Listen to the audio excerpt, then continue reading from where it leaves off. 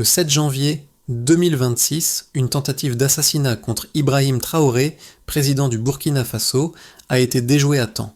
Ce complot, dirigé par Paul-Henri Sandaogo Damiba, l'ancien président exilé, visait non seulement à éliminer Traoré, mais aussi à rétablir Damiba au pouvoir. Le plan était soutenu financièrement par des forces extérieures, amplifiant la crise régionale. Cependant, la population burkinabé a montré une solidarité inébranlable, refusant de céder à la corruption et à la manipulation. Aujourd'hui, la question cruciale se pose. Ibrahim Traoré restera-t-il ferme dans sa défense de la souveraineté nationale ou choisira-t-il un chemin plus radical pour protéger son pays ? La tentative d'assassinat contre Ibrahim Traoré a mis en lumière une crise de leadership qui ne touche pas seulement le Burkina Faso, mais toute la région du Sahel. L'enjeu est de taille. Si Traoré cède face à la pression des forces extérieures, la souveraineté du pays pourrait être compromise, entraînant une perte de confiance non seulement des Burkinabés, mais aussi des nations voisines. Mais si le président choisit de défendre fermement ses idéaux, il pourrait renforcer sa position sur la scène internationale, devenant ainsi un symbole de résistance contre l'influence néocoloniale. Le soutien populaire derrière Traoré est immense, mais les décisions à venir pourraient bien redéfinir l'avenir du pays. L'unité du Burkina Faso, déjà mise à l'épreuve, risque de se fragmenter sous les effets d'une pression diplomatique accrue, tandis que les tensions frontalières avec la Côte d'Ivoire deviennent de plus en plus visibles.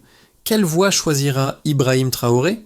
Sa réponse pourrait décider de la stabilité à long terme de son pays, mais aussi du futur de la région tout entière. Quelques heures après la tentative d'assassinat, les autorités burkinabées ont révélé des détails choquants sur les comploteurs derrière l'attaque. Paul-Henri Sandaogo Damiba, l'ex-président renversé en 2022, a été identifié comme l'instigateur du complot. Son objectif n'était pas seulement de tuer Ibrahim Traoré, mais de réinstaller son propre pouvoir en manipulant les forces militaires et en exploitant les ressources extérieures. L'opération a bénéficié du soutien financier de la Côte d'Ivoire, qui a injecté une somme estimée à 125 000 $ pour faciliter les manœuvres de déstabilisation.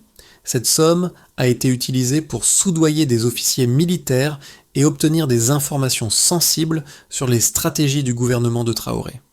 L'objectif derrière ce complot ne se limitait pas à un simple changement de leadership, mais visait à écraser la révolution populaire qui soutient Ibrahim Traoré.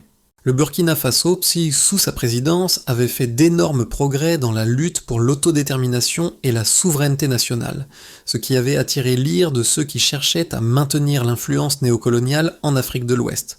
La Côte d'Ivoire, située sous l'influence directe de la France, espérait restaurer un gouvernement favorable à ses intérêts géopolitiques en réduisant l'influence croissante du Burkina Faso. La situation est désormais plus complexe que jamais. Comment Traoré réagira-t-il à cette trahison ? La population burkinabé attend une réponse forte, et le gouvernement a déjà commencé à renforcer les frontières et à intensifier la surveillance interne pour contrer toute nouvelle tentative de déstabilisation. Cependant, l'enjeu dépasse largement les frontières du pays. Ce complot, soutenu par des puissances extérieures, pourrait bien être le catalyseur d'une nouvelle dynamique géopolitique dans la région du Sahel. Ibrahim Traoré n'est pas simplement un président, mais un symbole vivant de la lutte pour la souveraineté et l'indépendance de son pays. Depuis qu'il a pris le pouvoir en 2022, il a démontré une détermination sans faille à résister aux pressions extérieures, particulièrement de la part des anciennes puissances coloniales. Il a refusé d'accepter un salaire présidentiel, un geste fort symbolisant son engagement à protéger les intérêts du peuple burkinabé. Plus qu'un simple leader politique, Traoré incarne un mouvement populaire plus large, celui de l'Afrique, qui aspire à la liberté de choix et à l'autodétermination, loin des chaînes du néocolonialisme. Depuis la tentative de coup d'État, la situation a pris un tournant décisif. Les premières réactions ont montré que la population burkinabé soutenait massivement leur président. Des milliers de citoyens sont descendus dans les rues pour exprimer leur solidarité avec Traoré, refusant de se laisser intimider par des complots étrangers. Ce soutien populaire est devenu un des piliers de la résistance burkinabé. Le rôle des Cobras, les commandants militaires loyaux à Traoré, a également été déterminant. Ce groupe d'élite, unis dans leur mission de défendre la nation, est devenu l'épine dorsale de la stratégie de Traoré pour contrer les menaces extérieures et internes. Ensemble, ils ont renforcé la position du gouvernement face à la pression croissante, préparant des mesures concrètes pour protéger la souveraineté du Burkina Faso. Mais cette situation est loin d'être simple. Chaque décision de Traoré est scrutée de près et le moindre faux pas pourrait avoir des conséquences dévastatrices pour l'avenir du pays. Les premiers indices de l'ampleur de la tentative de coup d'État sont apparus peu après l'arrestation des conspirateurs.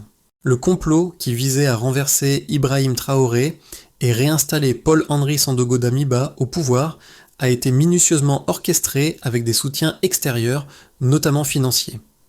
Cette opération a été rendue possible grâce à l'aide de la Côte d'Ivoire qui a injecté une somme importante pour soutenir les comploteurs et acheter des loyautés au sein de l'armée burkinabé. L'activation du plan a été rapide. Quelques jours après l'arrestation des conspirateurs, le gouvernement burkinabé a renforcé ses mesures de sécurité, particulièrement le long des frontières avec la Côte d'Ivoire. En réponse, des milliers de citoyens se sont rassemblés pour soutenir Ibrahim Traoré, exprimant leur ferme opposition à toute tentative de déstabilisation du pays. Des manifestations ont éclaté dans toute la nation, renforçant la position du président et envoyant un message fort à ceux qui cherchaient à briser la révolution burkinabé. Le peuple, uni derrière son leader, a prouvé qu'il ne se laisserait pas intimider par l'argent et les manœuvres diplomatiques. Le gouvernement a rapidement mis en place des mesures pour empêcher toute fuite d'informations sensibles. La surveillance des mouvements militaires a été intensifiée et une série de raids ont eu lieu dans des zones stratégiques où des documents importants ont été saisis. Ces actions ont permis de collecter des preuves supplémentaires concernant la tentative de coup d'État et la complicité de la Côte d'Ivoire dans cette opération. Alors que la situation devenait de plus en plus tendue, les autorités burkinabées ont pris une décision cruciale, rendre publiques les preuves de l'implication de la Côte d'Ivoire. Une stratégie de transparence a été mise en place avec la diffusion des documents financiers et des échanges internes concernant le financement du complot. Cette décision a provoqué une réaction internationale immédiate et plusieurs organisations, dont l'Union africaine, ont exprimé leur inquiétude concernant les actions de la Côte d'Ivoire. Sur le plan diplomatique, la position de Traoré s'est renforcée. Sa décision de ne pas céder face aux pressions extérieures a été saluée par de nombreux pays africains, qui ont vu en lui un leader déterminé à protéger l'indépendance du Burkina Faso et à résister à l'influence néocoloniale. Cependant, la situation demeurait fragile. Le soutien populaire à Traoré était indéniable, mais la menace extérieure ne pouvait être sous-estimée. La Côte d'Ivoire, un acteur clé dans la géopolitique régionale, continuait de jouer un rôle ambigu, et la France, en arrière-plan, semblait tirer les ficelles de cette crise. Les tensions frontalières ont continué d'augmenter, et les alliés de la Côte d'Ivoire dans la région ont commencé à se manifester. Le Burkina Faso se retrouvait à un carrefour stratégique. Fallait-il répondre par la force militaire, ce qui risquait de déclencher une confrontation régionale majeure, ou opter pour une pression diplomatique dans l'espoir de déstabiliser les forces extérieures sans recourir à la violence? Le choix de Traoré déterminerait non seulement l'avenir du Burkina Faso, mais aussi l'équilibre des forces dans toute la région du Sahel. La confrontation entre le Burkina Faso et la Côte d'Ivoire a pris une tournure plus tangible après la révélation des preuves financières liées au complot contre Ibrahim Traoré. Les documents divulgués par le gouvernement burkinabé ont mis en lumière l'ampleur du financement du coup d'État. Une somme proche de 125 000 $ avait été transférée à des groupes militaires et à des intermédiaires pour subvertir l'armée burkinabé et obtenir des informations sensibles sur les mouvements du gouvernement. Les enquêtes ont révélé que l'argent avait été utilisé pour acheter la loyauté de plusieurs officiers militaires burkinabés. Ces fonds avaient pour but de semer la confusion au sein des forces de sécurité du pays et de faciliter l'infiltration des comploteurs au sein de l'armée. Cette tentative de déstabilisation a été soutenue par des acteurs extérieurs, principalement la Côte d'Ivoire, qui a utilisé cette somme pour tenter de restaurer Damiba au pouvoir. Ce financement n'était pas seulement une tentative d'assassinat, mais une stratégie bien plus vaste pour influencer les événements politiques internes du Burkina Faso et rétablir un gouvernement favorable aux intérêts de la région, notamment ceux de la France. Les rapports du gouvernement burkinabé ont également révélé que l'argent avait été utilisé pour des opérations de sabotage à l'intérieur du pays. Ces opérations avaient pour but d'affaiblir la capacité opérationnelle de l'armée burkinabé en ciblant des infrastructures stratégiques et en perturbant les chaînes de commandement. Les services de renseignement burkinabé ont saisi plusieurs documents, dont certains détaillant les échanges entre les conspirateurs et les autorités ivoiriennes, confirmant ainsi leur implication dans la tentative de déstabilisation. En réponse à cette découverte, le gouvernement burkinabé a intensifié ses efforts pour exposer les responsables de cette opération aux yeux du monde. Des documents financiers ont été rendus publics montrant des transactions directes entre des fonctionnaires ivoiriens et des intermédiaires burkinabés. Ces preuves ont été partagées avec des organisations internationales, notamment l'Union africaine, afin de faire pression sur la communauté internationale pour qu'elle reconnaisse l'implication de la Côte d'Ivoire dans cette crise. La transparence du gouvernement burkinabé a eu un impact considérable sur l'opinion publique. Elle a renforcé la position de Traoré et a isolé diplomatiquement la Côte d'Ivoire, qui se retrouvait de plus en plus sous pression. En publiant ces informations, le Burkina Faso a mis en lumière l'ingérence de la Côte d'Ivoire et de la France, des acteurs clés qui cherchaient à préserver leurs intérêts coloniaux dans la région. Cette stratégie de divulgation a permis de rallier de nouveaux alliés au Burkina Faso, tout en exposant les tensions sous-jacentes dans la région du Sahel. Les chiffres et les détails précis de l'implication de la Côte d'Ivoire dans ce complot ont révélé la profondeur de l'ingérence étrangère dans les affaires intérieures du Burkina Faso, mais ces révélations n'ont fait qu'alimenter davantage la détermination du peuple burkinabé à défendre sa souveraineté. Le défi reste maintenant de savoir comment Traoré, soutenu par la population, gérera cette crise tout en cherchant à stabiliser son pays face aux pressions externes. Face à la tentative de coup d'État, les positions de soutien à Ibrahim Traoré et à ses opposants se sont nettement polarisées. D'un côté, ses partisans affirment que sa détermination à défendre la souveraineté du Burkina Faso représente une rupture essentielle avec les pratiques néocoloniales de la France et de ses alliés régionaux.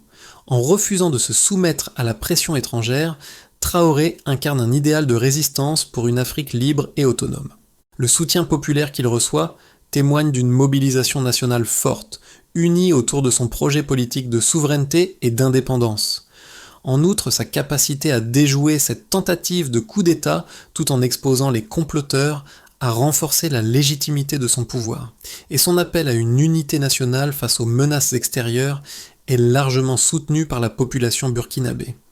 D'un autre côté, les critiques de Traoré soutiennent que sa politique de confrontation avec les puissances étrangères pourrait isoler le Burkina Faso et aggraver les tensions régionales.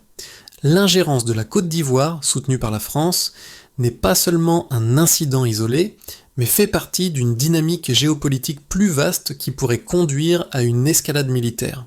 Selon ses opposants, Traoré, en répondant à la provocation par des mesures militaires et diplomatiques, pourrait exacerber la situation et risquer une confrontation ouverte avec la Côte d'Ivoire, avec des répercussions graves pour la stabilité de l'ensemble de la région du Sahel. Les experts en relations internationales mettent en garde contre l'isolement diplomatique du Burkina Faso, soulignant que des sanctions économiques pourraient être imposées, fragilisant encore davantage un pays déjà économiquement vulnérable. Le débat reste ouvert. Peut-on véritablement défendre la souveraineté sans risquer des conséquences catastrophiques ? Si l'opinion publique burkinabé soutient massivement Traoré, ce soutien pourrait-il se maintenir face à une pression internationale accrue ? A l'inverse, est-il possible pour la communauté internationale de comprendre et de respecter le droit du Burkina Faso à choisir sa voie sans recourir à des mesures coercitives qui nuiraient à sa souveraineté et à son développement ? La crise politique qui secoue le Burkina Faso a atteint un tournant décisif. À mi-parcours de cette confrontation intense, une question cruciale reste sans réponse. Quelle direction prendra Ibrahim Traoré face à la pression militaire, économique et diplomatique ? La vérité sur les comploteurs et l'implication de la Côte d'Ivoire a été dévoilée, mais les répercussions de ces révélations continuent de peser sur le pays. Les premières mesures ont été prises pour sécuriser les frontières et renforcer la surveillance interne, mais la situation reste tendue. Les manifestations de soutien à Traoré montrent une unité nationale impressionnante, mais cette cohésion pourrait être mise à l'épreuve si le conflit avec la Côte d'Ivoire se durcit. Le soutien populaire semble inébranlable, mais à quel point cela suffira-t-il face à une éventuelle pression militaire directe ? Le gouvernement burkinabé se retrouve à un carrefour: poursuivre une stratégie de confrontation avec la Côte d'Ivoire en risquant une escalade des tensions, ou adopter une approche plus mesurée, cherchant à désamorcer le conflit par la diplomatie. Ibrahim Traoré doit rapidement prendre une décision, car le futur du Burkina Faso dépendra de sa capacité à naviguer dans ce labyrinthe géopolitique. Les conséquences de la tentative de coup d'État et des mesures prises par le gouvernement burkinabé sont multiples et affectent plusieurs groupes au sein de la société. Le premier impact visible a été sur la population burkinabé elle-même, qui a exprimé un soutien massif à Ibrahim Traoré. Des manifestations de solidarité ont éclaté dans les grandes villes, avec des millions de personnes affirmant leur loyauté envers leur président. Ces manifestations ont été accompagnées d'un renforcement de la cohésion nationale, un signe de la résilience du peuple face à l'adversité. Le sentiment de fierté nationale a considérablement augmenté, chaque citoyen voyant en Traoré un défenseur de leur dignité et de leur indépendance. Cela a non seulement consolidé sa position à l'intérieur du pays, mais aussi créé une pression sur ses opposants internes, qui ont été forcés de revoir leur stratégie. Dans le même temps, la confrontation avec la Côte d'Ivoire a exacerbé les tensions géopolitiques dans la région du Sahel. La communauté internationale a suivi de près la situation, avec des déclarations de soutien envers le Burkina Faso, provenant principalement de pays voisins et d'organisations panafricaines. Cependant, la Côte d'Ivoire, soutenue par la France, a continué à adopter une posture hostile. Les mesures prises par le gouvernement burkinabé pour couper les flux financiers et exposer les conspirateurs ont eu des répercussions diplomatiques importantes. La Côte d'Ivoire a été accusée d'ingérence dans les affaires internes du Burkina Faso, ce qui a mis à mal ses relations avec plusieurs nations africaines. Les sanctions économiques et diplomatiques contre le Burkina Faso sont devenues une menace réelle, ce qui a ajouté une couche supplémentaire de complexité à la crise. D'un point de vue militaire, les tensions frontalières se sont intensifiées. Des renforcements de troupes ont été envoyés à la frontière avec la Côte d'Ivoire et la situation est restée tendue. Les autorités burkinabées ont été contraintes de se préparer à d'éventuelles incursions tout en redoublant leurs efforts pour maintenir l'ordre intérieur. Mais l'impact sur la sécurité intérieure a également été important. La montée de l'inquiétude a conduit à un climat de peur et de méfiance parmi la population, malgré le soutien massif à Traoré. Les autorités ont intensifié la surveillance et ont mis en place des mesures de sécurité renforcées pour éviter toute escalade interne qui pourrait profiter aux opposants du gouvernement. À l'échelle internationale, la crise a divisé les opinions. De nombreux pays africains ont exprimé leur soutien à Traoré, applaudissant son engagement pour l'indépendance et sa résistance à la pression extérieure. Toutefois, les puissances occidentales, en particulier la France, ont continué à soutenir implicitement la Côte d'Ivoire, renforçant la tension entre le Burkina Faso et ses anciens partenaires. Cette dynamique pourrait avoir des répercussions à long terme sur les relations entre les nations africaines et les anciennes puissances coloniales, en particulier si la situation se dégrade davantage. Les répercussions de cette crise dépassent les frontières du Burkina Faso et touchent la région tout entière.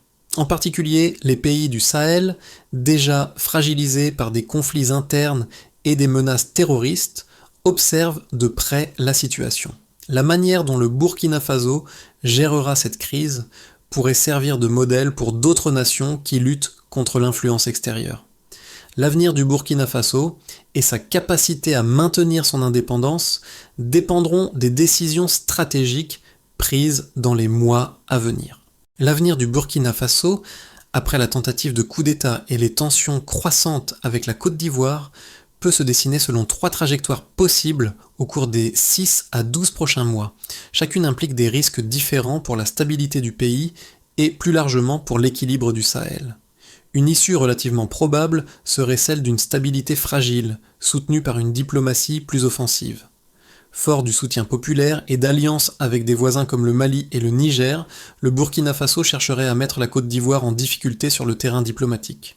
La pression internationale, les coups politiques et la menace de mesures économiques pourraient inciter Abidjan à réduire son appui au réseau de déstabilisation, ouvrant la voie à une normalisation progressive. Une issue plus favorable verrait une désescalade nette portée par des négociations et une médiation crédible. Les tensions diminueraient sans affrontement et le Burkina Faso pourrait réorienter davantage ses ressources vers des réformes internes, autosuffisance, développement économique, amélioration des conditions de vie et coopération accrue avec les pays voisins. Ce scénario renforcerait la stabilité intérieure et ferait du pays un acteur plus central, y compris sur le plan économique, dans le Sahel.